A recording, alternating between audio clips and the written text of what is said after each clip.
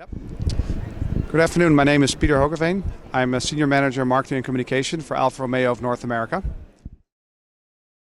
Great. So Alfa Romeo is a very rich brand when it comes to history and obviously with stunning vehicles as well.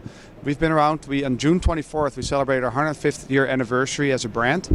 That was a great moment for us because not only did we have 150 years in the market, as a global vehicle, especially in Europe, but there's also the return of the Alfa Romeo Giulia.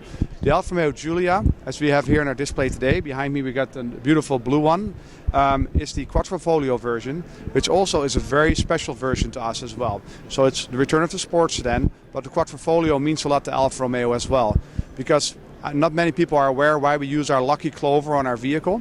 But in 1923, Ugo Savacci was a perennial second place finisher with Alfa, and most times finishing behind our Alfa Romeo. So for good luck, he painted a 4-leaf clover on his vehicle in a square box just before he started the 1923 Targa Florio, which is a very important big race in Europe.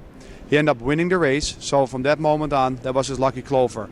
Unfortunate for Ugo, he lost his life 2 weeks later tragically in a car accident while testing an Alfa Romeo on the racetrack.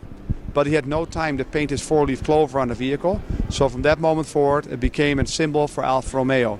As you can see on the Giulia behind me, it's no longer in a square box, it's now in a triangle case box. And the reason is because the missing point represents the life of Ugo Savacci.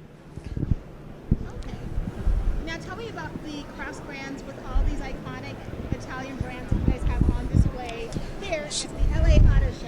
So yeah, when it comes to merchandising, obviously a brand as rich as Alfa Romeo, with such a coming from the designer capital of the world, fashion capital of the world, Milan in Italy, it's very important for us to find partners that represents the same that we do. So that's why we're always very proud, and we like to show high-end Italian brands that go with our vehicle, because we know our buyers, they expect the best and they appreciate the best, and that's why we partner with these companies.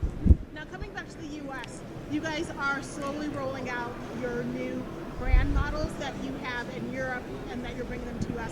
How do you guys sort of get them legal for the U.S.? Well, that's a good point you bring up, because actually all our Alfa Romeo models will be new, so we're not actually bringing cars over from Europe.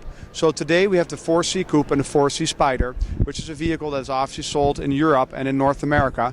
But the Giulia is an all-new vehicle, a completely new platform, a completely new powertrain. We actually use a completely new engine, a 2.9-liter V6 engine with 505 horsepower that was developed for this vehicle. So it's completely new, so we're not bringing over a car from Europe. This is a completely new vehicle globally.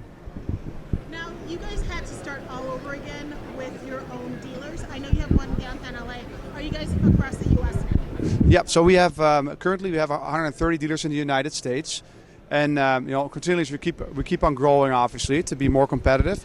Obviously our vehicle lineup will grow over the next few years as well. So with the growth of the product, we know we need to grow more dealerships, and a lot of dealers are very interested in partnering with Alfa Romeo as a franchise because of vehicles like the Giulia, vehicles like the 4C Coupe and the 4C Spider. For the 4C Coupe and Spider based on our sales success we've had, and the Giulia obviously based on the rave reviews we've received from the press already.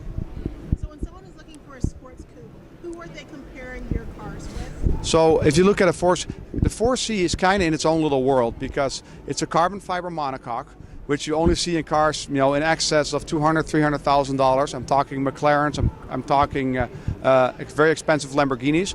But the 4C Coupe is a vehicle that starts around $60,000. So it's a very affordable performance vehicle. You still get the lightweight, you get the Alfa Romeo turbo engine, a 1.7-liter turbo with 237 horsepower, which gets you to 0 to 60 in 4.1 seconds. So it's an extremely light vehicle, it's an extremely powerful vehicle. The vehicle weighs less than 2,500 pounds, and you got 237 horsepower, so it's a true performance vehicle.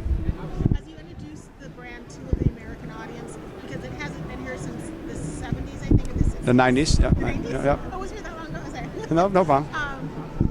Could you tell me a little bit of how you guys are marketing it and what you're using? Are you doing anything with product placement on TV or movies or anything? What you guys are doing to bring it to the forefront? Yeah, no, of course. And how you market Alfa Romeo in North America, I think you can see it on our display very well here as well. We're using historical vehicles that have a very important place in our marketing. Behind me, we got the Giulia TZ2, which obviously carries the same name as our Giulia that we're bringing to market in North America right now. but this is also a very rare, exclusive, highly collectible vehicle. We're also showing the Tipo 33 Stradale, which by many has been decided as to be one of the most beautiful vehicles ever designed. So we use our heritage, but also, as you brought up earlier, when you look at what we do with our merchandise, we want to be premium because we're a premium brand. We're from Italy. Obviously, style, design, and performance is very important for us. So we're introducing all new technologies in vehicles. We're introducing best-in-class performance, and of course, gorgeous Italian design. So in all our messaging, we focus on those key pillars. Looking for the future with your cars, will you be adding any hybrids, electric vehicles, SUVs, cross? What are you guys looking for the future the next 10 years? So obviously, we're going to grow our portfolio. Unfortunately, I cannot discuss any powertrains at this point. Thanks. Sneak that in. Tricky into telling me something. So, do you guys have a special car alert that you guys are doing? Like, this looks to me like what do you guys call it, the Italian blue? Yeah, Monte Carlo blue. Yeah. Are there any special colors that you guys will be introducing the next model year that'll be exclusive for like a short model? Some people say like you're only doing this color for 1 year or doing it for next year. Special colors. No, as of now we do not have a plan, but I think most people when they think of Alfa, they think of red, and that's the reason we offer 2 red colors. We got a tri-coat Campagnono red, and we got the Rosso Alfa red as well. So we have 2 red colors, but as of now these colors will be available on all Giulias and next year as well. And looking towards the future here in America as you guys expand the brand, is there any particular what would you say to anyone considering getting one of the cars? Let me rephrase that.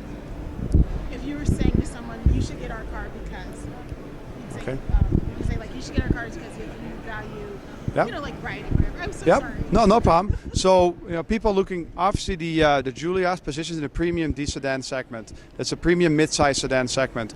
Why people should consider Alfa Romeo is because not only our Quadrifoglio version that we're introducing today with 505 horsepower, 0 to 60 in 3.8 seconds, we're breaking every benchmark in the segment that was set.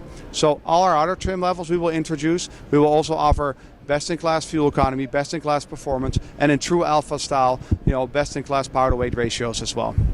Thank you for talking with me. They are beautiful cars, and hopefully I'll get to test drive one real soon. Thank you.